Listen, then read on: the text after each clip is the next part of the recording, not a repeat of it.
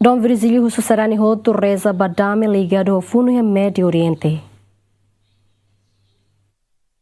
Líder máximo Igreja Católica e Timor-Leste, Dom Virgílio Cardeal do Carmo da Silva, SDB, husuba ema hotu atureza badame ligado ao Fundo e Médio Oriente. Tambah a situação ne afeta o setor economia e mundo, inclui Timor-Leste. Dom Virgílio hato apelo ne foi remata missa ordenação diaconal no Solenidade São José e a Catedral dele. Ita aprende o São José, convida e continua a reza. Nessa o Papa Leão XIV nebe continua nunca cole no baro bolo na fatin. Sará o bolo na fatin líder sira atuba diálogo. Bolo na fatin líder sira turha mutu no qualia. Kata desde Papa Francisco mas Papa Leão e a fieri de kata com violência ita nunca belehetan solução.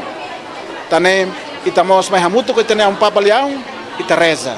Atu emahoto nebe halo decisão ba funu dane belehetan fuan nebe malirin até na rona malu buka malu pode nune hetan dalang ida paz no dame ninian ba mundo também tot até ne kata funu Medio Oriente laos det afeta Medio Oriente mas be quase mundo toma nebe ia dalang oi agora começa a dar sente de consequência funu Medio Oriente ninian oni ha convida sarani Timor Ansira Fiarna em Timor Ansira hot é uma outra nebe boa vontade mas ita kita cole no baro reza ba paz e Medio Oriente.